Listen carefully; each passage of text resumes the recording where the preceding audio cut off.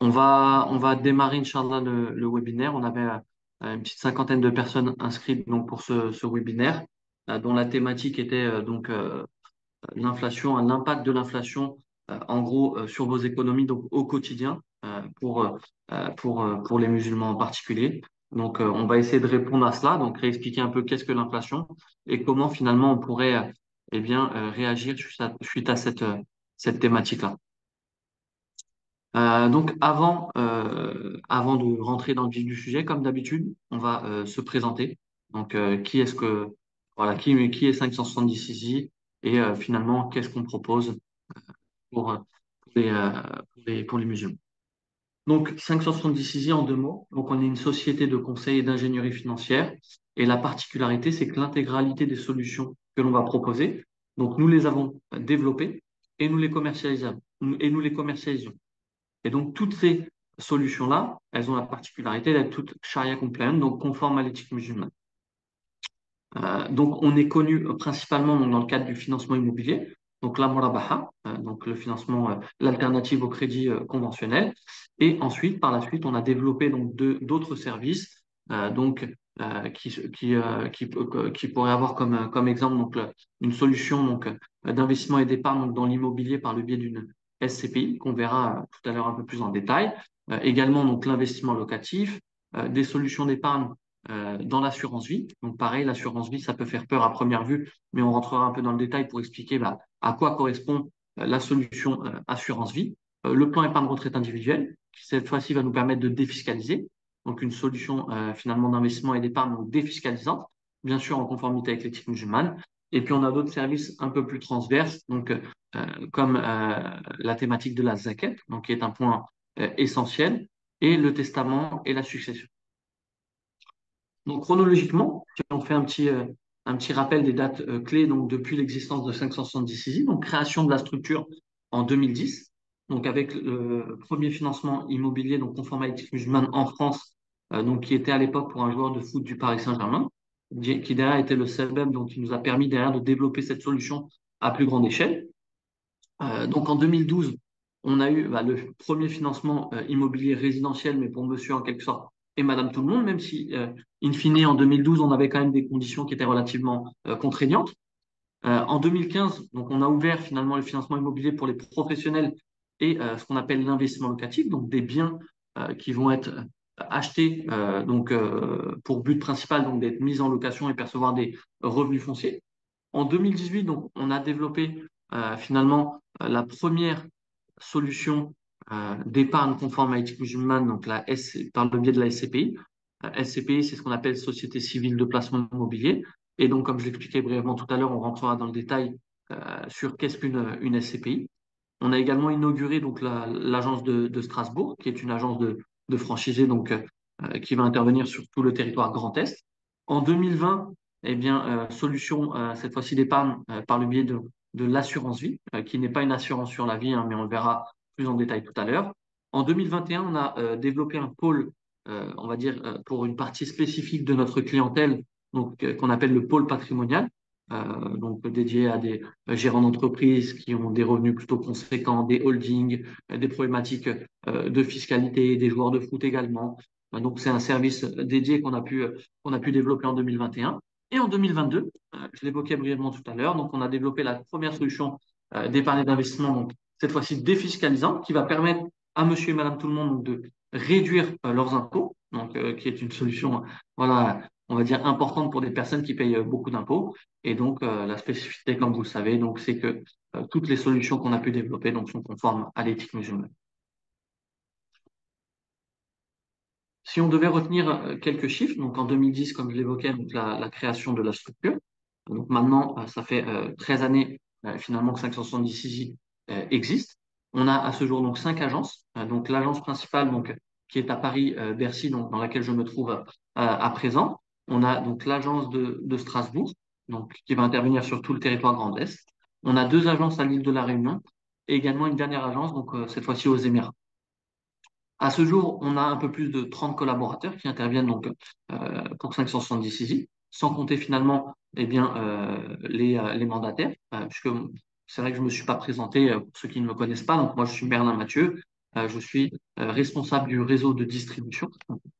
Donc, j'interviens sur finalement le recrutement et l'accompagnement au quotidien des conseillers mandataires qui vont intervenir à travers la France. Donc, si on rajoute à cela les mandataires, eh bien, on approche finalement la cinquantaine de personnes qui vont intervenir pour 570 Easy. On a donc plus de 6 000 clients, 130 000 mobs donc, sur notre site internet. On a financé donc plus de 850 millions d'euros donc pour ce qui concerne les biens immobiliers donc dans le cadre de la Murabaha. En ce qui concerne nos solutions d'épargne, donc à ce jour, on a collecté plus de 80 millions d'euros, même si les chiffres ne sont pas à jour puisqu'on est plus proche des 90 millions et donc un taux de satisfaction de 98% de nos clients, des personnes qu'on a pu accompagner par le biais des diverses solutions. La thématique qu'on va aborder, c'est comment est-ce qu'on va pouvoir faire face finalement à cette inflation. Déjà rappeler finalement qu'est-ce que l'inflation. Donc l'inflation, c'est une augmentation générale et soutenue donc des prix des biens et services dans une économie sur une période donc de temps donné, ce qui entraîne en fait une diminution du pouvoir d'achat et de la monnaie. Donc, en d'autres termes, c'est lorsque la valeur de la monnaie diminue, et ça va se traduire par quoi? Par une hausse des prix généraux des biens et des services. Donc, c'est comment est-ce qu'on va définir l'inflation? Trois points, donc, on l'évoquait, donc, hausse générale des prix, perte de pouvoir d'achat donc, d'un point de vue général, et les causes, eh bien, les causes, elles peuvent être diverses et variées. Donc là, si on s'intéresse à cette période d'inflation qui est relativement importante actuellement, eh bien, les deux causes principales, c'est la sortie du Covid. Donc, effectivement, on a été durant une phase de confinement pendant tout un certain temps. Donc, il y avait peu de consommation, peu de déplacements, peu de production et autres. Et derrière, eh bien, ça a entraîné à la suite du Covid, quand les personnes ont commencé finalement à reprendre une vie active, eh bien, forcément, elles ont beaucoup plus consommé. Donc, de facto, ça va entraîner une hausse des prix générales. Et puis, il y a également eu un impact sur la guerre en Ukraine avec les différents embargos, les contraintes finalement de matières premières, d'acquisition de matières premières, donc qui est forcément le coût des matières premières qui a été beaucoup plus important. Et donc, bah, indirectement, ça s'est matérialisé de manière plus générale sur les produits de la vie du quotidien. Donc l'inflation en 2023, donc on regarde un peu, si on regarde entre 2021 et 2023, on voit qu'il y a une hausse qui est relativement significative de différents points de vue, que ce soit l'alimentation, les services, les produits manufacturés et surtout une hausse très très importante donc de l'énergie. L'énergie, la hausse, bah, finalement, vous pouvez le voir vous au quotidien, que ce soit les factures d'eau, de gaz, etc., d'électricité, eh bien, on remarque finalement que les prix ont vraiment augmenté de manière drastique, donc très, très importante. Et donc, tous ces facteurs-là, eh bien, vont avoir un impact sur notre consommation au quotidien et donc notre pouvoir d'achat. Donc, les conséquences de l'inflation, donc si on devrait retenir trois points, donc on a évoqué durant la phase de la définition donc, la diminution du pouvoir d'achat. Donc, ça, c'est ce qu'on doit retenir de l'inflation, c'est que finalement, on a une forte diminution du pouvoir d'achat, l'augmentation des coûts d'un point de vue général, et ça, donc, un facteur, enfin, une conséquence qui est un peu moins connue, c'est la hausse des intérêts, des taux d'intérêt, pardon. Donc, ce qui signifie, c'est qu'actuellement, eh bien, très peu de personnes vont chercher à acquérir un bien immobilier. Pourquoi? Puisque d'un côté, on va avoir des taux d'intérêt très élevés, donc finalement un coût global relativement important, et de l'autre côté, on a toujours un facteur qui, finalement, ce qu'on pourrait appeler l'effet ciseau, ne se fait pas encore réellement ressentir, c'est qu'actuellement, les vendeurs continuent de vendre à des prix relativement élevés. Donc on a la double peine, c'est-à-dire d'un côté, des taux qui vont être importants, donc des taux très élevés qui vont faire que le coût du bien, in fine, va être très important. Et en plus de cela, eh bien, la deuxième problématique, c'est que finalement, donc les taux, donc on l'a vu, sont très élevés. Et de l'autre côté, les vendeurs qui vendent à des prix encore relativement élevés. Pourquoi? Parce que avant cette phase finalement d'inflation, eh bien, on avait des taux très très bas. Donc forcément, une accessibilité aux biens immobiliers pour monsieur et madame tout le monde. Et forcément, ça crée des prix de biens très élevés. C'est-à-dire que c'est la loi de l'offre et la demande. On avait une offre finalement importante et une demande encore plus importante. Donc, finalement, les vendeurs eh bien, souhaitaient vendre leurs biens à des prix très élevés. Et donc, le point aussi qu'on va pouvoir aborder, c'est qu'actuellement, ce qu'il faut retenir, c'est quelqu'un qui avait 20 000 euros sur son compte il y a de ça 2 ans, eh bien, la valeur de ces 20 000 euros-là, aujourd'hui, n'est pas la même. On n'a pas le même pouvoir d'achat. Donc, comment est-ce que finalement, on va pouvoir euh, trouver une alternative finalement à cette valorisation de votre épargne qui perd, qui se dévalue finalement année par année. Donc, quelles vont être les alternatives qu'on va pouvoir trouver pour pouvoir compenser eh bien, ces contraintes? Donc là, la thématique, vous l'avez deviné, donc ça va être l'épargne. On va parler aujourd'hui d'épargne et pas d'immobilier. Donc on va parler d'épargne, des différentes solutions d'épargne qu'on va pouvoir proposer pour compenser finalement cette fameuse inflation qui est grimpante. Donc déjà, on se pose aussi cette question assez régulièrement, c'est que pour quelles raisons on épargne? Pour quelles raisons on souhaite épargner?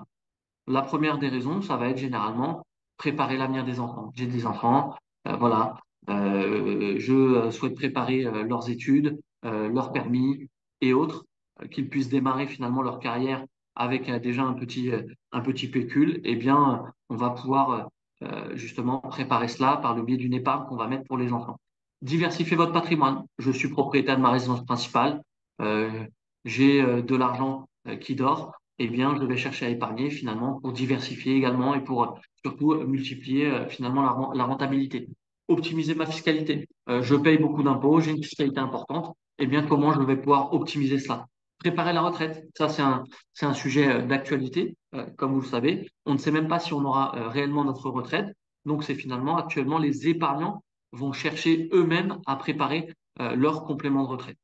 Et également, donc, un dernier sujet, donc anticiper et faciliter donc la succession. C'est-à-dire, voilà, j'ai des problématiques, j'ai un patrimoine conséquent, comment je vais pouvoir optimiser cela? Bon, voilà, parfois, on n'est pas immortel, on va tous mourir, donc comment est-ce que je peux préparer au mieux finalement cette transmission? On va voir les trois sujets aujourd'hui, les trois thématiques. Donc la SCPI, l'assurance vie et le Perrin qui vont répondre chacune à différents besoins. Donc, ce qu'on va faire, je vais vous présenter à chaque fois donc, une solution et n'hésitez pas, donc s'il y a des questions, je pourrais y répondre. Donc, mettez bien vos questions dans le chat, surtout des questions de compréhension. J'y répondrai à chaque fois, donc à chacune des présentations des solutions. Donc, la première des solutions qu'on va aborder ensemble, donc, c'est le placement immobilier en SCPI, qui est la première solution d'épargne que nous avons développée donc, fin 2018. Donc déjà, on va rappeler qu'est-ce qu'une SCPI et comment cela fonctionne. Donc une SCPI, c'est ce qu'on appelle une société civile de placement immobilier. Donc concrètement, on va collecter l'argent des épargnants, comme vous et moi, on va le confier à une société de gestion agréée par l'autorité des marchés financiers, donc par le gendarme de la finance, donc par l'État, qui va utiliser notre argent dans l'achat de bâtiments. Ces bâtiments, eh bien, ils vont être mis en location, ils vont générer des revenus locatifs, donc des revenus fonciers, et ensuite ces revenus-là, eh bien, on va les redistribuer aux épargnants à hauteur de ce qu'ils auront investi au sein de la SCPI. Donc ça, c'est pour rappeler un peu comment fonctionne une SCPI. Donc, je rappelle souvent, hein, à chaque fois que je présente la SCPI, pour rappel, nous, on n'a rien inventé des 576. Pourquoi? Puisque la SCPI existe en France depuis plus de 50 ans. Mais ce qui va poser problème, c'est la manière dont les SCPI sont structurées en France pour trois raisons principales. La première des raisons, c'est que les SCPI en France vont pratiquer l'effet de levier. Donc les SCPI vont emprunter de l'argent sur les marchés financiers avec des taux d'intérêt, donc avec du riba, pour pouvoir acquérir des biens plus rapidement. Et ça, c'est pas conforme à l'éthique musulmane. Deuxième raison qui va rendre les SCPI en France potentiellement non conformes, c'est au niveau des activités locatives. Donc les SCPI pourront louer leurs bâtiments à des domaines potentiellement non conformes. Ça va être un restaurateur où il y aura de la vente d'alcool, jeux de hasard, casino, boîte de nuit. Donc ces activités, bien sûr, ne sont pas conformes à l'éthique musulmane.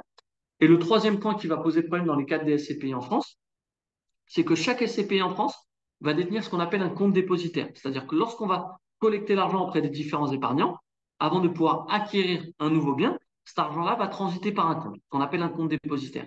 Et généralement, eh bien, les SCPI, elles vont utiliser des comptes épargne rémunérés, le temps d'acquérir des biens, l'équivalent d'un livret A. Et donc, ça, c'est capital garanti, rendement garanti. Ça génère de l'intérêt, ça génère du riba, donc c'est pas conforme à l'éthique musulmane. Et donc, nous, pour pallier à ces problématiques-là, eh bien, premièrement, on ne pratique pas l'effet de levier dans le cadre de notre SCPI, c'est-à-dire qu'on va acquérir des biens uniquement avec l'argent collecté auprès des épargnants, ni murabaha d'ailleurs. on achète des biens cash. Donc ça, c'est le premier point. Donc pas d'effet de levier, pas de dette. Deuxième point, au niveau des activités locatives, on est essentiellement basé dans le domaine pardon, de la santé et de l'éducation. Donc des domaines conformes à l'éthique musulmane. Et pour finir, eh bien, tout comme une SCPI classique, on va bien détenir un compte dépositaire. Cependant, le compte dépositaire que l'on détient, c'est un compte courant non rémunéré. Donc voilà en gros ce qui va faire une différence, les différences qu'on pourra avoir entre une SCPI classique et celle que nous proposons. Donc à ce jour, eh bien, finalement, on a pu acquérir une trentaine de biens immobiliers donc depuis fin 2018. Je vais vous donner quelques exemples. On a un centre de dialyse sur la ville de Suresnes, un bâtiment qui s'appelle le réseau sécurité naissance sur la ville de Nantes, une crèche sur la ville de Noisy-le-Grand, un centre qui vend du matériel médical sur la ville de Toulouse, un centre pharmaceutique sur la ville de Lyon, un centre dentaire donc sur la ville de Paris, un, un centre de remise en forme sur la ville de Nice. Donc voilà un peu quelques exemples des biens qu'on a pu acquérir donc au fil des années. Présent, donc si on aborde le sujet de la rentabilité, donc du rendement, qu'est-ce qui va se passer? Donc, si on regarde historiquement déjà, ce qu'il faut savoir, c'est que les SCPI rémunèrent en moyenne entre 4 et 6 annuels. Dans notre cas, nous, donc en 2019, on a rémunéré nos épargnants à hauteur de 4,35%. En 2020, on a rémunéré nos épargnants à hauteur de 4,51%. On est passé par le confinement, etc. Pour nous, il n'y a eu strictement aucun impact. En 2021, on a fait 4,73%. Et 2022, pareil. Donc, on a fait 4,35, 4,51, 4,73. 4,73. Donc, comme je l'expliquais, ce qu'il faut savoir, c'est que historiquement, les SCPI rémunèrent en moyenne entre 4 et 6 annuels. Et nous, malgré la contrainte du fait qu'on ne pratique pas l'effet de levier, puisque ça reste une contrainte, hein, d'acheter des biens cash, donc c'est plutôt contraignant, et bien malgré cela, on s'aperçoit qu'on est tout à fait dans la moyenne des rendements. Donc ça, c'est plutôt une bonne nouvelle. Ensuite, là, je vais vous parler un peu finalement de la partie, je vais aborder encore trois thématiques, zakat, effet de levier et frais. Comme ça, vous aurez une présentation complète de la SCPI. Donc là, comme je l'évoquais précédemment, je pense que vous l'avez compris, lorsqu'on épargne dans le cadre de la SCPI, votre argent il est épargné dans l'immobilier. C'est ce qui va justifier justement les revenus que vous allez percevoir. Si on fait le parallèle avec ce qu'on appelle un investissement locatif. Donc, c'est quoi un investissement locatif? C'est un bien que vous allez acheter vous-même, que vous allez vous-même mettre en location. Eh bien, qu'est-ce qui se passe quand on achète un investissement locatif? Il va se passer trois choses. Première des choses, eh bien, je vais payer des frais de notaire. Je souhaite acheter un bien par mon propre chef, donc je vais acheter un bien, je vais payer des frais de notaire. Il faut compter à peu près 8%. Ensuite, généralement, eh bien, je vais passer par un agent immobilier et il va y avoir des frais. Donc, il faut compter entre 3 et 5%. Donc, on est déjà entre 11 et 13%. Et pour finir, c'est très difficile de pouvoir acheter un bien cash. Donc, généralement, je vais passer par un effet de levier. Donc, soit dans le cadre d'une murabaha, soit dans le cadre d'un crédit classique. Dans le cadre de la SCPI, qu'est-ce qu'on va avoir? On va avoir ce qu'on appelle des frais de souscription. Ces frais de souscription s'élèvent à 10% dans le cadre de la SCPI. Simplement, ce qu'il faut garder en tête, c'est que ces frais-là, vous allez vous en acquitter, mais uniquement à la sortie. Je prends un exemple, quelqu'un qui se dit aujourd'hui, moi je souhaiterais, j'ai de l'argent qui dort, je souhaiterais épargner 10 000 euros. Eh bien, quand on parle de rendement de 4,73, c'est bien sur les 10 000 euros que vous avez versés, et non sur les 10 000 euros versés, moins les frais de souscription. Les frais de souscription, il faudra vous en acquitter uniquement à la sortie. Donc ça, j'espère que c'est bien clair pour tout le monde. Ensuite, tout à l'heure, j'avais abordé les premiers gains par le biais des loyers que vous allez percevoir de manière trimestrielle. Les loyers, on les verse à nos épargnants tous les trimestres. Ce qu'il faut savoir, c'est qu'il y a un deuxième gain potentiel indirect par ce qu'on appelle la revalorisation de la part. Grossièrement, ce qu'il faut retenir, c'est que lorsqu'on épargne dans le cadre de la SCPI, qu'est-ce qu'on a fait? On a saucissonné le parc immobilier en nombre de parts. À ce jour, une part de SCPI Fair Invest est valorisée à hauteur de 202 euros. Mais lorsqu'on regarde l'historique finalement des SCPI en France, donc depuis 50 ans, la valeur des parts des SCPI en France augmente en moyenne entre 1 et 1,5% par an. Ce qui signifie qu'une part que vous allez acquérir en 2023 à hauteur de 202 euros, eh bien vraisemblablement, en 2024, 2025, 2027, 2030, on sera plus proche des 205, 210, 215, 220. Et si on revient sur les fameux frais de souscription, non seulement finalement on va s'en acquitter donc à la sortie, mais sur la valeur d'acquisition. Donc ça, c'est le deuxième avantage. Je reprends mon exemple. J'ai souscrit en 2023, 10 000 euros. D'accord? 10 000 euros. Allez, en 2030, je souhaite récupérer mes fonds. D'accord? La valeur de la part est à 220 euros. Donc, j'ai acheté mes parts à 202 euros. Au moment où je souhaite récupérer mes fonds en 2030, la valeur de ma part est de 220 euros. Eh bien, qu'est-ce qui va se passer? Finalement, les frais, les 10%, ils vont être absorbés par la revalorisation de la part, le fait que la valeur de la part ait augmenté durant toutes ces années. Et en plus de cela, donc in fine, ça va me coûter zéro. Si je souscris à 202 et que la valeur de ma part est à 220 ou 222 euros au moment où je souhaite récupérer mes fonds, donc ce qui signifie que les frais de souscription, c'est 0 euros, eh bien le gros avantage, c'est que durant toutes ces années, eh bien j'aurai perçu des revenus trimestriels. Donc voilà, plus on va rester dans la durée sur la SCPI, plus ça va être avantageux pour les épargnants. Ensuite, deux sujets à aborder avec vous. Le sujet, la thématique donc de la zakat. Donc ça, c'est vrai qu'on aurait pu l'aborder dans la thématique de l'inflation.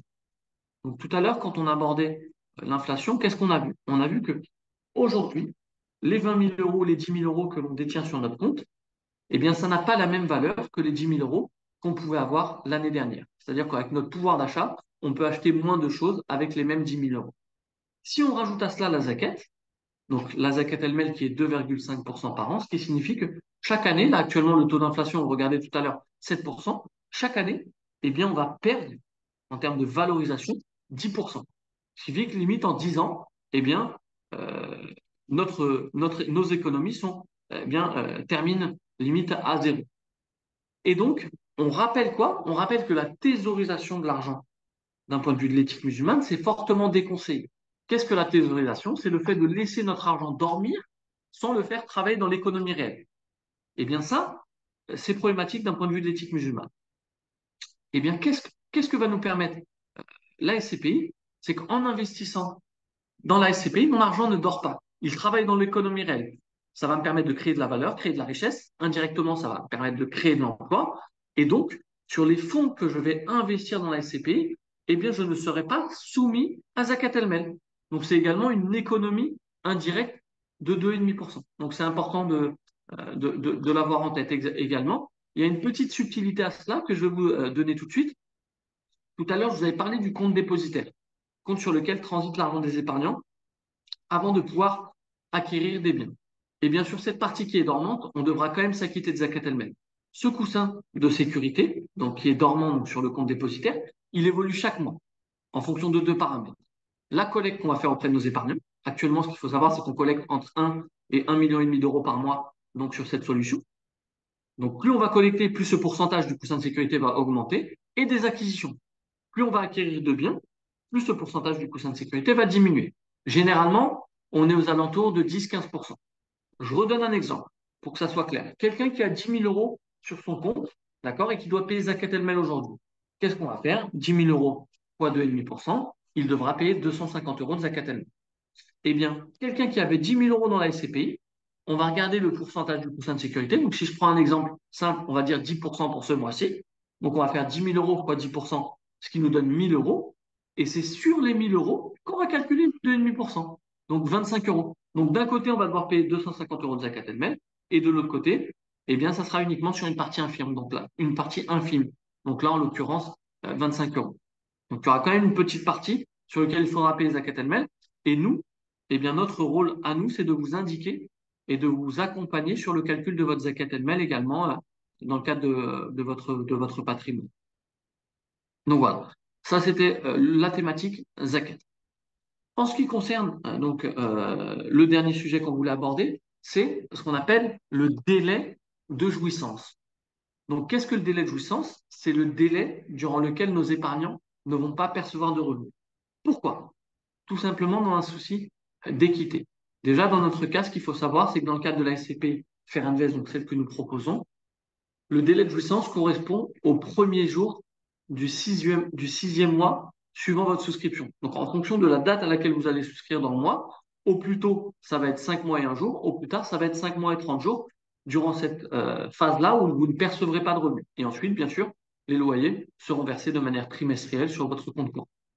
Pourquoi est-ce qu'on a mis en place ce délai de jouissance? Je vais vous donner un exemple pour illustrer mes propos. volontairement, j'ai pris un montant conséquent. Donc récemment, il y a de ça une dizaine de jours, on a eu un épargnant qui a souscrit à hauteur de 1 500 000 euros. Donc volontairement, j'ai pris un montant conséquent pour illustrer mes propos. Si on avait commencé à rémunérer les 1 500 000 euros de notre épargnant, dès le lendemain de sa souscription, forcément, ça aura un impact négatif sur le rendement de la SCPI. Pourquoi? Si on collecte 1 500 000 euros aujourd'hui, demain, on n'aura pas encore eu le temps d'acquérir un bien, de le mettre en location et de percevoir des revenus. Et donc, ce fameux délai de jouissance nous permet de collecter l'argent auprès des différents épargnants, de le mettre en commun, d'acquérir un nouveau bien, de le mettre en location et donc de ne pas impacter de manière négative le rendement à la SCPI. Donc, c'est important de l'avoir en tête également. Ensuite, comment est-ce que ça va se passer? Une fois qu'on a souscrit à cette solution, vous allez avoir un espace qui va vous permettre de suivre l'évolution finalement de votre placement avec les montants que vous avez versés. En parallèle de cela, vous allez avoir des newsletters mensuels qui vont reprendre donc les informations importantes. On a la rubrique Zakat et également on partage un peu l'évolution de la SCP avec nos épargnants, les nouvelles acquisitions en cours, les projets à venir. Voilà, toutes ces informations, on les partage finalement avec nos épargnants. Et ensuite, il y a deux documents qui sont transmis par la société de gestion, donc le bulletin trimestriel et le rapport annuel. Là, je vous ai fait une simulation en ce qui concerne la SCPI pour quelqu'un qui va verser donc 10 000 euros en versement initial et qui va alimenter à hauteur de 400 euros par mois donc finalement son compte SCPI avec une horizon de placement de 12 ans. Qu'est-ce que ça va nous donner? Ça va nous donner 91 859 euros, alors qu'une personne qui avait 10 000 euros sur son compte et qui met uniquement sur son compte 400 euros par mois pendant 12 ans, on est à la moitié. On se retrouve à 45 910 euros. Donc, vous voyez cet impact? Et là, sans compter bien sûr la zakat el-Mel. Puisque là, on n'a pas inclus dans notre calcul la zakat el-Mel. Donc, c'est important de l'avoir en tête, c'est-à-dire que le fait d'investir, de faire travailler notre argent, ça va nous permettre de générer des gains. Et ces gains-là, on va également pouvoir les réinjecter. Et donc, sur une période de 12 ans, on voit qu'on peut passer d'un capital du simple au double. Hop. Donc, avant de passer, pardon, à la deuxième partie, donc j'ai une question qui a été posée. Donc, très bonne question. Bonjour, est-ce pertinent d'investir dans du LCP sur une durée d'un an? Absolument pas. Absolument pas. Nous, la durée préconisée dans le cadre de la SCPI, la durée minimum qu'on va préconiser, c'est 5 ans. Pourquoi? Étant donné qu'on va avoir des frais de 10%. Là, tout à l'heure, j'ai abordé un rendement de 4,7%. Si on parle d'une revalorisation en moyenne d'1% par an, on est sur un gain annuel d'à peu près 5,7%. Donc, si on part au bout d'un an, d'un côté, j'ai eu 10% de frais à la sortie, et de l'autre, j'ai gagné 5,7%. Donc, je suis dans le négatif. Donc, même si on peut être rentable avant les 5 années, nous, par mesure de précaution, on va avoir, on va dire, un regard plutôt sécurisant en partant sur une durée minimum de 5 ans. En tout cas, c'est ce que nos épargnants doivent avoir en tête. Après, il peut y avoir des imprévus. On ne sait pas ce qui peut nous arriver. Euh, L'argent n'est pas bloqué. L'argent qui est épargné, qui est placé dans la SCPI n'est pas bloqué. Donc ça, c'est important de le rappeler. C'est-à-dire que le délai moyen pour récupérer ces fonds dans les cadres des SCPI en France, il faut compter entre 6 à 10 semaines. Dans notre cas, nous, il faut compter en moyenne 30 jours, un mois actuellement pour pouvoir récupérer ces fonds. Simplement le temps de traiter la demande et d'effectuer finalement le versement à nos épargnants. Pourquoi? Comme on a déjà une traction importante au niveau de la collecte, comme j'expliquais tout à l'heure, on collecte plus d'1,5 million d'euros par mois, finalement, on a déjà les liquidités pour pouvoir finalement, en cas de sortie, pouvoir procéder au rachat de nos épargnants. Donc, pas pertinent de placer sur un an, pas du tout pertinent. Parfait, donc je vais passer à la deuxième solution qu'on va aborder ensemble aujourd'hui, donc l'assurance vie. Donc l'assurance vie, déjà, qu'est-ce que c'est ou qu'est-ce que ça n'est pas? L'assurance vie, ça n'est pas ce qu'on pourrait voir je prends souvent le même exemple, hein, ce qu'on pourrait voir dans les films américains. Je suis marié, je décède, mon épouse touche le pactole. C'est pas du tout ça. Ça, c'est ce qu'on appelle de la prévoyance. L'assurance vie, c'est simplement le nom donné à une solution d'épargne qui va répondre à différents besoins, optimisation de la fiscalité, préparation de la retraite, valorisation d'un capital. Et donc, pourquoi est-ce qu'on appelle assurance vie? Simplement parce que cette solution est régie par le Code des assurances en France, tout simplement. Donc, en tout cas, la solution d'épargne qu'on va voir ensemble aujourd'hui. Et effectivement, très très important, c'est d'ailleurs la solution d'épargne préférée des Français, et on va voir pourquoi juste après. Donc, c'est la solution d'épargne préférée des Français. Donc, avant de vous présenter donc notre contrat d'assurance vie, je vais vous expliquer comment se structure un contrat d'assurance vie classique et ce qui va faire la différence avec justement celui que nous proposons. Un contrat d'assurance vie classique, eh bien, il va être composé de deux entités. Une entité plutôt sécurisante et une entité plus risquée. L'entité sécurisante, c'est quoi? C'est ce qu'on appelle le fonds en euros. Le fonds en euros, c'est quoi? C'est l'équivalent d'un livret A. Capital garanti, rendement garanti, ça génère de l'intérêt, ça génère du riba, donc c'est pas conforme à l'exclusion. La deuxième entité, qui est cette fois-ci plus risquée, donc dans le cadre d'un contrat d'assurance vie classique, qui est ce qu'on appelle des unités de compte. Les unités de compte, c'est quoi? C'est des actions, des fonds, des parts d'entreprise dans différents domaines. On pourra très bien avoir Peugeot, Air France ou bien la Française des Jeux, Pernod Ricard. Et en fonction de l'appétence au risque des épargnants, plus ils vont être frileux, plus ils vont partir sur le fonds défensif, donc sur le fonds en euros, et plus ils vont avoir une appétence au risque importante, donc aller chercher aussi potentiellement du rendement, puisque forcément si je prends plus de risques, je vais aller chercher aussi potentiellement plus de rendement, et donc je vais épargner par le biais des unités de compte. Donc ça, c'était un rappel de comment se structure un contrat d'assurance vie classique et comment articuler la répartition des fonds. Nous, on a travaillé sur un contrat d'assurance vie donc conforme à l'éthique musulmane. Donc, comment eh bien, on va le différencier. Tout d'abord, la partie la plus sécurisante pour nous, eh bien, ça ne va pas être le fonds en euros, ça va être ce qu'on appelle des sukuk. Les sukuk, c'est quoi? C'est un titre d'investissement qui va générer eh bien, un profit durant une période déterminée et il y aura une prise de garantie sur l'actif durant la durée d'investissement. Donc, grossièrement, je vais vous donner deux exemples. Ça va être par exemple la construction d'un complexe hospitalier qui derrière va être mis en location, qui va générer des loyers. Eh bien, donc sur cela, ça ressemble un petit peu à la SCPI, ou bien plutôt d'un point de vue plutôt étatique. Euh, L'État malaisien fait appel à la population pour pouvoir eh bien, créer une autoroute. Elle va faire appel à des investisseurs comme vous et moi pour pouvoir construire une autoroute. Et donc, eh bien, une fois que l'autoroute va être construite, derrière, les personnes qui vont emprunter le péage donc, vont payer pour ce service. Et il y aura une redistribution, eh bien, finalement, des gains qui vont être distribués aux épargnants qui auront investi dans la construction de cette autoroute. Donc ça, c'est ce qui va remplacer le franc en euros. C'est quelque chose de très sécurisant. Et la deuxième partie, eh bien, en fait, elle va être similaire à un contrat d'assurance vie classique, les unités de compte. Simplement, les fonds et les parts, donc les fonds qu'on va intégrer, les parts d'entreprise, les actions qu'on va intégrer dans notre contrat, c'est uniquement des fonds Sharia compliant. Non seulement au niveau de leur domaine d'activité principale, mais pas que. Je prends tout le temps le même exemple. Je prends l'exemple d'Air France. Air France, quand on regarde la structure de l'entreprise, eh bien, on peut se dire que l'activité, elle est conforme à l'éthique musulmane. Pourquoi? Puisque finalement, Air France, quand on regarde l'activité, on se dit, il transporte des personnes d'un point A à un point B. Donc, a priori, pas de souci. Mais lorsqu'on va creuser finalement dans les résultats d'Air France, qu'est-ce qu'on va s'apercevoir? Qu'une partie importante des gains générés par Air France provient de la vente d'alcool dans leur avion. Ou bien qu'Air France pratique l'effet de levier de manière importante pour pouvoir acquérir une flotte d'avions plus rapidement. Et donc ça va être problématique. Donc non seulement on va regarder l'activité principale de l'entreprise, les activités secondaires, et également un dernier point, l'activité de la trésorerie, pardon, la gestion de la trésorerie.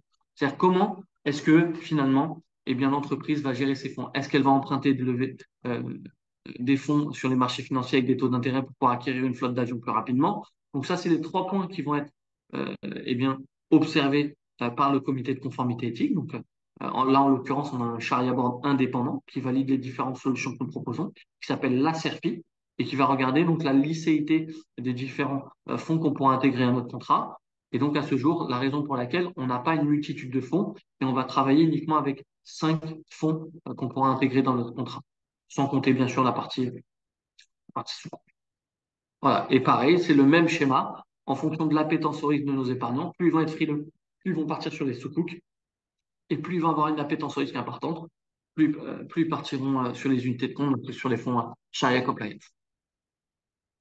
Donc là, je vous ai mis en fait les différents profils existants pour nos épargnants. Donc nous, on va proposer 3 profils de risque, le profil prudent, le profil équilibré, le profil dynamique. Vous voyez dans la première ligne, la première colonne, on va voir ce qu'on appelle l'échelle de risque, SRRI. Donc, il y a une échelle de risque qui va de 1 à 7. 1 étant le plus sécurisant, 7 étant le plus risqué. Pour nous, le 1 en tant que musulman, il n'existe pas. Pourquoi? Puisque pour qu'il puisse y avoir un gain d'un point de vue de la finance islamique, il faut impérativement qu'il puisse y avoir un risque, aussi minime soit-il. Et donc, en quelque sorte, pour nous, eh bien, l'échelle de risque démarre à 2. La SCP, qui est quand même quelque chose de très sécurisant que je vous ai présenté donc précédemment, eh bien, elle est notée 3 sur 7. Le profil prudent, il est noté de la même manière, donc 3 sur 7, quelque chose de très sécurisant. Et à droite, vous avez finalement le rendement, donc la performance brute cumulée depuis 2014 en moyenne annuelle. Donc sur un profil prudent, on est sur un rendement donc, de 5,98%. Sur un profil équilibré, donc noté 4 sur 7 sur l'échelle de l'autorité du marché financier, donc encore quand même quelque chose de très sécurisant. Donc, on va dire le risque est un risque moyen, donc mesuré. On est sur un rendement donc, de 7,96%. Et le profil dynamique, donc cette fois-ci 6 sur 7, donc quand même beaucoup plus risqué que les 2 profils qu'on a pu voir précédemment et que la SCPI. Et bien par contre, qu'est-ce qu'on va voir également? On s'aperçoit quoi? On a un rendement aussi super, puisqu'on a 9,98%. Ce qu'il faut savoir, c'est que lorsqu'on regarde les marchés financiers et qu'on se projette, donc là, je vous ai donné une moyenne depuis 2014, donc ça fait 9 ans. Quand on regarde généralement sur du moyen long terme, les marchés financiers, c'est toujours la même chose. Ça monte, ça descend, ça monte, ça descend. Mais quand on regarde sur la durée, toujours de manière croissante. Quand on va regarder un profil dynamique, plus on va prendre un profil risqué, plus ça va monter haut et ça va descendre bas. Plus ça va monter haut, plus ça va descendre bas. Mais in fine, quand on regarde finalement sur une moyenne des 10 ans, eh bien, on s'aperçoit quoi? Que même si le profil dynamique, c'est le profil le plus risqué, c'est également celui qui est le plus rémunérateur. Alors, donc là, à présent, on va aborder le sujet de la fiscalité. Comme je l'expliquais tout à l'heure, l'assurance vie, c'est euh, la solution d'épargne préférée des Français. Pourquoi? Parce qu'on va voir qu'il va y avoir des avantages en termes de fiscalité et de transmission. Donc, pour faire, je vais vous présenter le fonctionnement de l'assurance vie, donc de mon contrat durant ma vie, et également, eh bien, comment fonctionne la fiscalité en cas de décès. Donc, en cas de vie, durant la durée de mon contrat, on va dissocier 2 cas de figure. Dans le cas où je souhaite récupérer mes fonds avant 8 ans, et dans le cas où je souhaite récupérer mes fonds après 8 ans. Donc, dans le cas où je souhaite récupérer mes fonds avant 8 ans, qu'est-ce qu'on va avoir? On va avoir ce qu'on appelle la flat tax. La flat tax, c'est-à-dire que les gains, eh bien, ils seront finalement soumis à ce qu'on appelle la flat tax. Donc, la flat tax, ça correspond à 12,8% d'impôts et 17,2% de prélèvements sociaux. Les prélèvements sociaux, pour rappel, c'est comme la mort. Sur les gains qui vont être générés, on n'y échappe pas. On devra toujours s'acquitter des 17,2% de prélèvements sociaux. Donc, quelqu'un qui a gagné, par exemple, 10 000 euros, voilà, il avait souscrit en 2023 10 000 euros. Allez, 8 années, on va dire non, 6 années. Au bout de 6 années, il souhaite récupérer ses fonds. La valeur de son contrat, c'est 20 000 euros.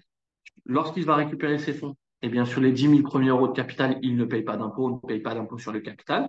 Sur la partie gain, eh bien, il sera soumis à la flat tax. Donc, ça veut dire 30%. Donc, il devra verser 30% des gains qui auront été générés à l'État. Sauf dans 2 cas de figure. Pour une personne qui ne paye pas d'impôt, donc qui paiera uniquement 17,2% eh bien, à l'État.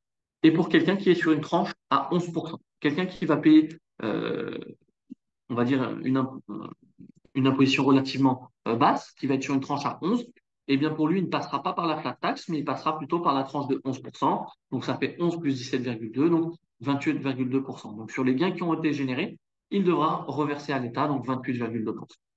Ça, c'était dans le cas où je souhaite récupérer mes fonds avant 8 ans. Dans le cas où je souhaite récupérer mes fonds après 8 ans, là, je vais avoir un double avantage supplémentaire. Le premier, c'est que je vais avoir ce qu'on appelle un abattement annuel sur les gains de 9 200 euros si je suis en couple ou 4 600 euros si je suis célibataire. Je reprends le même exemple des 10 000 euros, d'accord, versus donc après 8 années de détention. J'avais 10 000 euros en 2023. En 2033, la valeur de mon contrat, c'est 20 000 euros, donc 10 000 euros de capital, 10 000 euros de gain. Donc mon contrat dépasse les 8 ans. Qu'est-ce qui va se passer? Sur les 10 000 premiers euros de capital, je récupère la somme, je ne paye pas d'impôt. Sur les gains, eh bien là, je suis marié. Qu'est-ce qui se passe? Sur les 9 200 premiers euros, je ne paye pas d'impôt. Et ensuite, le deuxième avantage, c'est que sur les 800 euros supplémentaires, j'aurais dû payer donc 12,8% d'impôt. Et bien là, les sommes qui vont dépasser l'abattement, je paierai uniquement 7,5% d'impôt. Voilà. Donc, comme je le répète, hein, l'assurance vie, c'est très avantageux pour des personnes qui ont une fiscalité importante. Le fait qu'on puisse bénéficier des abattements lorsqu'on dépasse 8 années de détention et avoir des plafonnements sur les gains, ça aussi, c'est très avantageux. Donc, ça, c'était la fiscalité en cas de vie. Fiscalité en cas de décès, eh bien, la phase, ce qu'il faut savoir, c'est qu'en France, eh bien, il va y avoir des droits de succession. Donc, dans certains cas de figure, mais ça, on pourra le voir dans le cadre d'un audit patrimonial individualisé avec des membres, des conseillers membres du réseau 570 CISI, eh bien, dans certains cas de figure, on va devoir payer à l'État ce qu'on appelle des droits de succession, soit sur le patrimoine que l'on détient, les biens immobiliers, et également sur les liquidités. Le gros avantage du contrat d'assurance vie, c'est que les sommes qui vont être versées sur mon contrat d'assurance vie, je vais pouvoir y insérer des clauses bénéficiaires, donc d'une part en conformité avec l'éthique musulmane, donc c'est très important de le souligner. Et deuxième point, c'est que il n'y aura pas de droit de succession en cas de décès jusqu'à 152 500 euros par bénéficiaire. Je suis marié, j'ai deux enfants, j'ai mis mes bénéficiaires, mes enfants, j'ai 300 000 euros, donc j'ai mis mes deux enfants, donc 150 000 euros chacun. En cas de décès, eh bien mes enfants vont pouvoir récupérer l'intégralité de mon contrat d'assurance vie sans payer de droits de succession. Et c'est ce qu'il faut retenir aujourd'hui. Donc gros avantage sur l'optimisation fiscale, donc sur les gains, et également en ce qui concerne la transmission en cas de décès. Donc voilà, si on devait retenir, donc, ah non, je vais terminer quand même sur la partie frais, puisqu'on l'avait abordé tout à l'heure, frais et zakat, comme d'habitude. Sur la partie zakat, c'est un petit peu plus simple que la SCPI. Pourquoi? Puisque comme votre argent travaille en intégralité dans le cadre de votre contrat d'assurance vie, eh bien, les fonds versés dans votre cadre de votre contrat ne seront pas soumis à zakat elle-même durant toute la durée de détention de votre contrat. Ensuite, sur ce qui est des frais, tout à l'heure, on était sur 10% de frais donc, à la sortie. Dans le cadre du contrat d'assurance vie, on va avoir ce qu'on appelle des frais sur versement de 4,5%. Cependant, les frais, ils sont prélevés directement. Typiquement, je reprends l'exemple des 10 000 euros. J'ai versé 10 000 euros aujourd'hui. La valeur de mon contrat J plus 1, c'est 9 550 euros. Et ensuite, les gains dans le cadre de votre contrat d'assurance vie ne sont pas versés de manière trimestrielle, comme ça pourrait être le cas dans le cadre de la SCPI, mais ils sont capitalisés dans votre contrat. C'est-à-dire qu'eux-mêmes vont générer de nouveaux gains, etc. Et là, on a certains cas de figure. Je regardais bien quelques contrats finalement d'épargnants donc qui ont pu épargner avec nous en ce début d'année. Certains contrats ont pris à ce jour entre 10 et 15%. Donc, c'est-à-dire que non seulement ils ont absorbé l'intégralité des frais, c'est-à-dire en même pas un an, donc c'est 4,5%, et en plus de cela, eh bien, actuellement, ils ont des rendements de 8 ou 9%. Donc, ça, c'est, on va dire, sans compter, eh bien, finalement, l'économie indirecte qu'on va pouvoir faire également par le biais de la zakat, et le rappel sur le fait que la thésaurisation euh, en islam, c'est fortement déconseillé. Et là, comme notre argent travail, eh bien, on remplit bien cette recommandation. Donc, je vois qu'il y a eu des nouvelles questions. Donc, avant de passer et de terminer avec le plan épargne retraite individuelle, je vais regarder les questions qui ont été posées. Disposez-vous d'une première estimation de taux de rémunération 2023? Est-ce que votre produit d'épargne a subi les difficultés rencontrées par un certain nombre de SCPI récemment? Excellente question. Alaykoum salam, spectateur anonyme. Donc, je vais répondre à cette question. Donc, là, on était sur la SCPI. Je n'avais pas vu la question entre-temps. Donc, je reviens brièvement sur la SCPI. Le taux de rémunération en 2023, actuellement, on est sur 4,4%. Mais qu'est-ce qu'on s'aperçoit depuis la création de la SCPI? C'est ce qu'on appelle des acomptes sur versement. Les 3 premiers semestres, généralement, c'est des acomptes sur versement. Et ensuite, on a la régularisation qui est faite dans le cadre du dernier trimestre. Typiquement, l'année dernière, on était en moyenne sur 4,1% sur les 3 premiers trimestres. Et le dernier trimestre, on a eu un rendement d'à peu près 6%, ce qui a permis de finir l'année aux alentours de 4,73%. Ce qu'il faut retenir, c'est qu'actuellement, on a un taux d'occupation financier de 100%. C'est-à-dire que tous les biens que l'on détient sont actuellement mis en location. Donc, pour nous, aucun impact. On n'a pas de dette, important de le rappeler. Donc, certaines de ces pays qui pratiquent l'effet de levier, bah, elles ont été fortement impactées dans le cadre euh, des SCPI, où effectivement, donc ça vient avec le sujet que vous avez évoqué. Almundi avait des SCPI qui ont perdu 17%. Pourquoi? Pourquoi? Bah, pour les raisons qu'on a évoquées tout à l'heure. Nous, on n'a pas ces contraintes-là. On doit de l'argent à personne. C'est-à-dire qu'on achète des biens cash. Donc, pas d'impact par le biais des taux d'intérêt et autres. Ça, c'est une opportunité pour nous.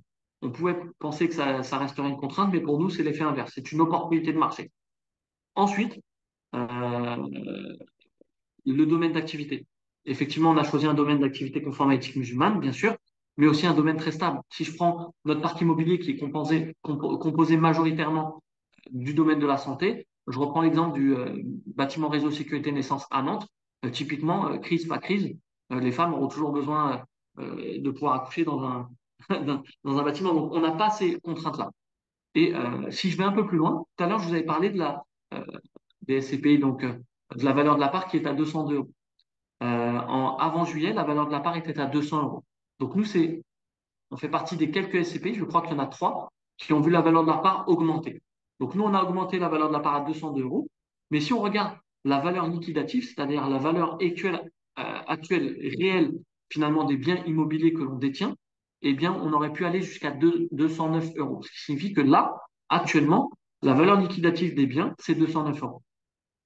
Donc voilà, donc pour nous, pas d'impact dans le cadre de la SCP. Au contraire, tous les feux sont ouverts et on devrait terminer l'année aux alentours des 4,7% comme on avait pu le faire les 2 dernières années. Donc c'est faire à l'international. Dans les cas de secours, par exemple, comme précisé. Donc là, je reviens à la question de ma sœur Nabila. Donc oui, tout à fait. Effectivement, dans les différents fonds, donc cette fois-ci dans le cadre du contrat d'assurance vie, effectivement, ça va se faire plutôt à l'international. On va diversifier plutôt à l'international. Les frais de l'assurance vie ne sont pas de 3%. Non, dans le cadre du contrat épargne vie, c'est 4,5%. Mon frère, donc Cardidi. Ça va comme dans le cadre de l'assurance vie qui gère les fonds.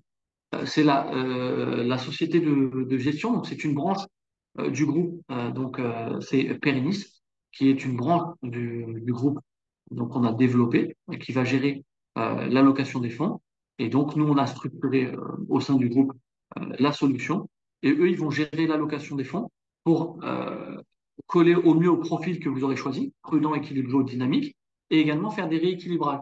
Si à ce jour, on a finalement des rendements plutôt très intéressants sur cette solution, c'est aussi qu'il y a un travail qui est fait auprès du gestionnaire de fonds. Et donc, je ne sais pas si ça va répondre également à cette question, donc spectateur anonyme, c'est qu'on a aussi le comité de conformité éthique qui va valider les différents fonds qui vont être présents dans le cadre de notre contrat. Pourquoi? Parce que pourquoi est-ce qu'on est dans des fonds et non pas dans des actions en direct? Pour plusieurs raisons. Et une des raisons, c'est que si je détiens des actions en direct, eh bien, mon risque est beaucoup plus important. Pourquoi? Le fait d'avoir des fonds et une multitude, eh bien, finalement, de parts d'entreprises et d'actions dans ces fonds-là, ça va me permettre quoi? Le comité de conformité éthique, qu'est-ce qu'il va voir? Une action peut être conforme à l'instant où je vous parle et ne plus l'être demain. Simplement, si demain elle n'est plus conforme, qu'est-ce qui va se passer? On ne peut pas se dire, voilà, j'ai souscrit à une action en direct. La valeur, c'était 100 euros mon action. Voilà, elle était conforme à l'éthique musulmane au moment où j'ai souscrit. Au moment où finalement elle ne l'est plus, la valeur de mon action, c'est 50 euros. Eh bien, moi, je n'ai pas le droit de me dire, bon, bah, j'attends qu'elle augmente et ensuite je pourrai la vendre. À partir du moment où elle n'est plus conforme à l'éthique musulmane, on doit s'en débarrasser. Et donc, ça, c'est important à l'avoir en tête. Et le fait, finalement, d'avoir des fonds, c'est-à-dire, au fond, on a cette fameuse diversification, donc on réduit les risques. Et si jamais il y a finalement des actions qui ne le sont plus, elles sortent des fonds. Et il y en a d'autres qui vont entrer, ou on va faire une réallocation. Et ça, bien sûr, c'est le comité qui va gérer cela. Et donc, l'impact pour l'épargnant, il est minime. Le risque, en tout cas, est beaucoup plus mesuré. Donc voilà, je pense avoir répondu à ces quelques questions. Et on va finir la présentation. Donc, il nous reste 7 minutes. Je vais essayer d'être bref, mais normalement, ça devrait être rapide pour le plan d'épargne retraite individuelle. Donc déjà, qu'est-ce que le plan d'épargne retraite individuelle? C'est une solution qui a été mise en place par le gouvernement en 2019, le but étant d'inciter les Français à préparer eux-mêmes leur propre retraite. Pourquoi? Parce qu'on le sait, on ne sait même pas si on aura notre retraite. On le verra dans un tableau juste après, sur une potentielle retraite qu'on pourra avoir en fonction des différentes catégories socio-professionnelles. C'est une problématique. Et donc, l'État a mis en place le Périn pour inciter les Français à préparer eux-mêmes leur propre retraite.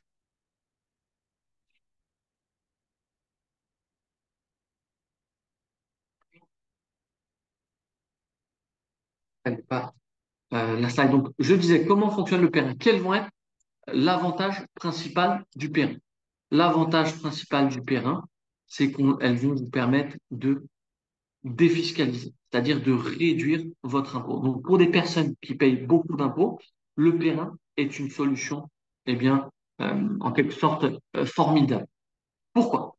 Alors, je vous donne deux cas de figure.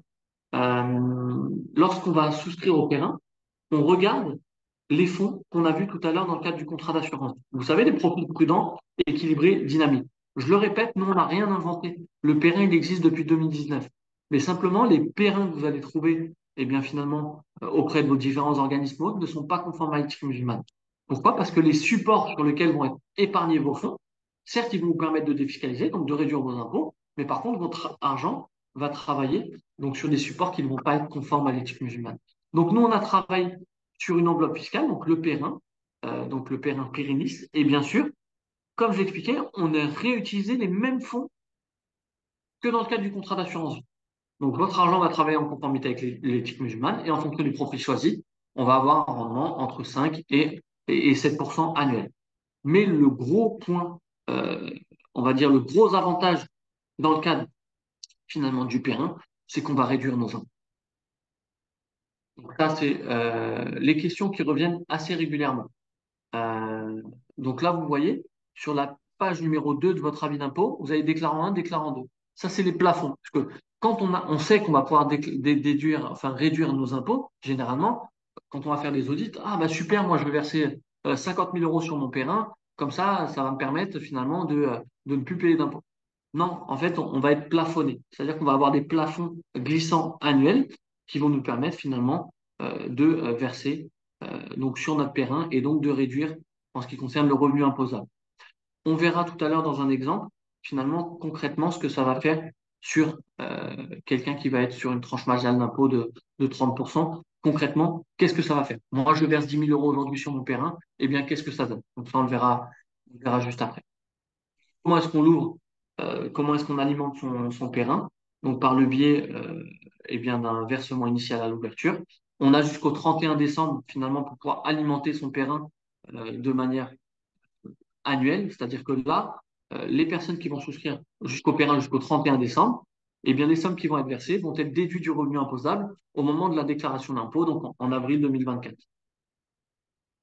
Et on peut également demander des transferts. C'est-à-dire que nous, on va avoir la capacité, finalement, de récupérer vos anciens PER qui n'étaient pas conformes à l'éthique musulmane. Donc, on va ouvrir un périn et on peut faire la demande auprès de vos différents employeurs ou différents organismes qui géraient finalement vos périns pour pouvoir rapatrier les périns et donc les mettre en conformité avec l'éthique musulmane. Donc, ça, c'était l'exemple qu'on avait vu ensemble tout à l'heure, que j'évoquais. Donc, l'exemple d'un couple marié qui a deux enfants à charge. Donc, qu'est-ce qu'ils vont déclarer sur leur avis d'imposition? 100 000 euros. D'accord? Et normalement, quel est l'impôt qu'ils auraient dû payer? Donc 11 660 euros. Et quand on regarde leur tranche marginale d'imposition, donc la tranche marginale d'imposition, vous allez pouvoir la calculer avec votre conseiller. Donc 0, 11, 30, 41, 44%. Ça, c'est les différentes tranches existantes. Et en fonction de vos revenus et de votre composition familiale, vous allez être sur l'une de ces tranches. Le périn va être très avantageux pour des personnes qui vont être sur une tranche à 30, 41, 44. Quelqu'un qui ne paye pas d'impôt, bah, ça n'a aucun intérêt. Ou quelqu'un qui va être à 11%, on va dire c'est moins avantageux. Et donc concrètement, qu'est-ce que ça va donner? Quelqu'un qui va verser donc 10 000 euros sur son périn qui est sur une tranche à 30%, l'effet, donc, au final, ça va lui permettre de déduire ces 10 000 euros de son revenu imposable. Donc au final, il va déclarer 90 000 euros. Et concrètement, l'effet que ça va donner sur son impôt, ça va lui permettre de réduire de 30% de la somme qu'il a versée. Donc, étant donné qu'il a versé 10 000 euros, ça va lui permettre de réduire son impôt de 3 000 euros. Donc, au final, cette personne-là va uniquement payer 8 660 euros. Et s'il avait placé 20 000 euros, donc il aurait déclaré 80 000 euros, Et donc, l'impact sur ses impôts, ça lui aurait permis de réduire ses impôts à hauteur de 6 000 euros, etc., etc. Par contre, vous imaginez bien qu'avec des avantages de la sorte, il y a également des contraintes. Tout à l'heure, l'avantage du contrat d'assurance vie, c'est que les fonds, on peut les récupérer à tout moment. Et on a une optimisation fiscale sur les gains. La contrainte, finalement, du plan épargne retraite individuelle, c'est que, bien sûr, si on a ce gros avantage de la défiscalisation, c'est qu'on va avoir une contrainte, c'est que les fonds que vous allez verser sur votre plan épargne retraite individuelle vont être euh, bloqués jusqu'à la retraite. Hormis quelques cas spécifiques, attention, ça aussi c'est bien de l'avoir en tête, qui vont nous permettre de débloquer les fonds avant la retraite. Et je vais vous donner ces cas spécifiques. Le premier, c'est l'achat d'une résidence principale. Voilà, je paye beaucoup d'impôts, je souhaite défiscaliser, mais par contre, j'ai un projet immobilier dans 5, 6, 7, 8, 9, 10 années. Je souhaite acheter ma résidence principale. Eh bien, ça va être un outil, on va dire, impactant, puisque en alimentant mon paiement, ça va me permettre de défiscaliser durant toute la durée, finalement, de détention de mon paiement. Mais par contre, je ne vais pas être obligé d'attendre la sortie, on va dire, la retraite pour pouvoir récupérer ces fonds-là. Et donc, je pourrai les récupérer au moment de l'acquisition. Pour l'achat d'une résidence principale, je pourrais débloquer mon plan épargne retraite individuel. Et je vais vous donner quelques cas de coup dur qui vont nous permettre aussi de débloquer les fonds avant la retraite. Euh, pour les personnes mariées, euh, donc, non, qu'est-ce que je dis, pardon? Invalidité, cessation d'activité non salariée, fin de droit d'allocation chômage, surendettement. Donc ça, c'est des cas de coup dur qui vont nous permettre de récupérer les fonds. Décès de l'époux ou de l'épouse ou partenaire du pacte. Voilà, c'est celui-là que j'avais oublié. Ça, c'est des cas de coup dur qui vont nous permettre de récupérer les fonds avant, la retraite. Donc, comment ensuite ça va se matérialiser? Donc, déjà, est-ce qu'il y a des questions sur le terrain? Le plan épargne retraite individuel. Donc, ce qu'il faut retenir sur le terrain, c'est qu'on utilise les mêmes supports que l'assurance vie. Voilà, les fonds sur lesquels vont être épargnés votre argent. Le gros avantage du PRA, c'est que ça nous permet de défiscaliser, donc de réduire les impôts. L'inconvénient, c'est que l'argent est bloqué à la retraite. Mais par contre, on sait qu'on a quand même quelques cas qui vont nous permettre de débloquer les fonds avant la retraite. Ensuite, on va avoir un parcours donc, de souscription. Comment ça va se passer dans le cadre des différentes solutions que j'ai pu vous présenter aujourd'hui. Première chose, et ce qu'on va vous inviter à faire, c'est un audit patrimonial. Et d'ailleurs, je vais le mettre là dans le chat, le lien. Voilà. Là, vous pouvez, j'ai mis dans le chat, euh, vous allez voir qu'il y a le lien de prise de rendez-vous. Je vous ai mis le lien de prise de rendez-vous, donc on va vous inviter à prendre rendez-vous pour justement pouvoir réaliser cet audit patrimonial avec un conseiller membre du réseau Easy. Et donc, bien sûr, c'est gratuit. Et derrière, ça va vous permettre finalement d'émettre des préconisations. Le conseiller, en fonction de vos besoins et finalement de ce qu'il va voir de cet entretien, il pourra émettre des préconisations. Ça pourra peut-être être la SCPI, peut-être l'assurance, peut-être constituer une épargne de précaution, peut-être une acquisition immobilière et autres. Donc ça, en fonction de chacun. Derrière, il y aura une souscription digitale, donc ça peut être soit un rendez-vous en physique, dans nos différentes agences, ou bien un entretien en visio, ce qu'on va préconiser à minima, ou bien un entretien téléphonique. Et ensuite, à chaque fois, vous aurez le suivi de vos différents placements sur les différents espaces que vous allez pouvoir retrouver en fonction de la solution qui aura été choisie. Voilà. Est-ce que vous avez des questions? Donc là, je vois la construction d'une maison individuelle permet de débloquer les fonds comme pour l'achat d'une résidence principale, euh, d'une maison individuelle. C'est une excellente question. Ça, ce que je vous invite à faire, spectateur anonyme, donc là, moi, j'ai pas cette information-là. On pourra la transmettre, donc le conseiller qui sera en charge, vous pourrez lui poser cette question, et donc on posera la question justement au partenaire qui, lui, nous donnera les différents cas, puisqu'effectivement, on peut se retrouver dans certains cas de figure avec des cas un peu spécifiques. Je sais que pour l'achat de la résidence principale en France ou à l'étranger, donc on peut débloquer les fonds. Dans le cadre d'une maison individuelle, la construction, je ne sais pas. Donc ça, ce que je vous invite à faire, c'est bloquer un créneau avec un conseiller, lui poser la question, et nous, on demandera directement au partenaire s'il est possible. Allez-vous mettre à notre disposition le webinaire enregistré aujourd'hui? Oui, tout à fait, mon frère Salah. C'est bien ça. On va vous transmettre le webinaire. Il y aura un replay qui va vous être transmis. Parfait. Est-ce qu'il y a d'autres questions? Donc, comme je vous invite à faire, j'insiste beaucoup là-dessus, surtout que ce n'est pas engageant. Bloquer un créneau avec un conseiller pour faire l'audit patrimonial. Déjà, pour vous, ça va vous permettre d'y voir plus clair. Rappelle important que la thésaurisation de l'argent en islam, c'est quelque chose qui est fortement déconseillé. Le marché de l'immobilier actuellement, c'est pas spécialement le bon moment pour pouvoir acquérir des biens de par le contexte actuel. Donc, forcément, on va beaucoup se rabattre sur l'épargne. Et donc, le fait de laisser l'argent dormir, donc non seulement, eh bien, voilà, finalement, l'impact de l'inflation va être important et d'un point de vue de l'éthique musulmane, c'est fortement déconseillé. On perd chaque année 10%. Donc ça, il faut le garder en tête. Si on laisse notre argent dormir sur notre compte, eh bien, chaque année, on perd 10%. Donc, au final, eh bien, le pouvoir d'achat va être forcément diminué. Donc, si on peut avoir une alternative, eh bien, je vous invite vivement à partir là-dessus. Je souhaite prendre un rendez-vous. Très bien. Donc, je renvoie le lien ici. Hop là, saisir une réponse. Parce que là, j'ai envoyé quelques liens de manière individuelle, mais je l'ai également mis le lien dans le chat. Je ne sais pas si vous avez vu.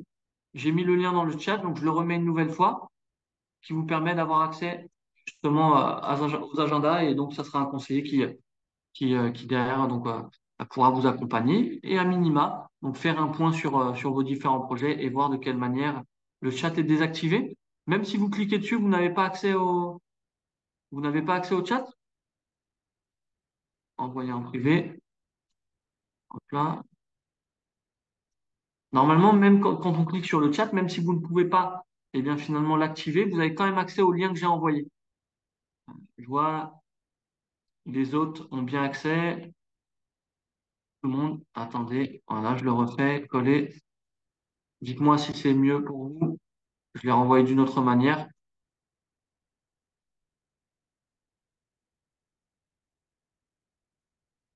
Pour le terrain, comment ça se passe pour les plafonds que j'en ai utilisés les années précédentes. Donc là, effectivement, je peux répondre à Abdoulaye Koulibaly. Donc, qu'est-ce qu'on va faire? On va pouvoir utiliser les plafonds glissants. Généralement, la première année, on en profite au maximum. C'est-à-dire qu'on utilise finalement l'intégralité du plafond, surtout si on paye beaucoup d'impôts. Comme ça, on défiscalise un max, pardon. Et les années d'après, eh bien, comment vont se passer les plafonds? Qu'est-ce qu'on va faire? Chaque année, vous aurez le droit pour vous et votre épouse à 10% des revenus que vous avez perçus annuellement. Vous avez, je sais pas moi, vous gagnez 50 000 euros par an. Et bien l'année d'après, vous savez que vous allez pouvoir utiliser 5 000 euros. Et pareil pour votre épouse si elle gagne le même salaire.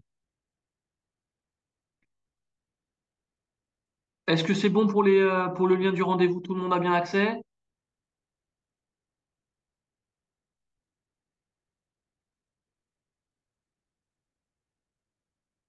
Moi, j'espère que personne n'a raté le lien. Vraiment, je le répète une dernière fois, hein, mais je vous invite vivement. Merci beaucoup, super. Avec grand plaisir. Ravi d'avoir partagé ce moment avec vous. On a un petit peu dépassé, hein. Désolé. C'était une thématique importante, hein, puisque vraiment l'inflation ne s'en rend pas compte. En fait, on pense qu'en laissant notre argent dormir, eh bien finalement sur les comptes, eh bien, on ne perd pas d'argent, mais c'est pas du tout le cas. C'est pas du tout le cas. Donc, si on peut justement trouver une alternative à cela et pouvoir justement compenser cette fameuse phase d'inflation qui est très importante depuis maintenant 2 ans, eh bien, Inch'Allah, ne pas s'en priver. Quant à moi, donc, je vous dis à très bientôt, Inch'Allah. S'il y a d'autres questions, je vais y répondre, bien sûr, avant de partir. Merci beaucoup, au plaisir. Non, tout est bon. Donc, n'hésitez pas également, il y a d'autres webinaires qui vont être prévus durant ce mois. Il y aura également des afterwork, donc différents secteurs. Pour ma part, je vais intervenir donc sur l'île. Il y a de ça 10 jours, j'étais sur Marseille. Je dois aussi intervenir donc, dans le Grand Est, aux alentours de Mulhouse. Là, il y a un événement qui est prévu à Strasbourg ce samedi avec Monsieur Chaibi, donc qui est conseiller voilà, cette fois-ci franchisé, donc de l'agence de Strasbourg. Donc, on a pas mal d'événements qui vont être également prévus en physique. Donc, on vous invite également à vous inscrire, voilà, pour pouvoir suivre un peu l'actualité et Inch'Allah, qu'on puisse vous accompagner de la meilleure des manières. Passez une bonne soirée à tous. Je vous dis à très bientôt, Inch'Allah. Au plaisir. Salam alaikum.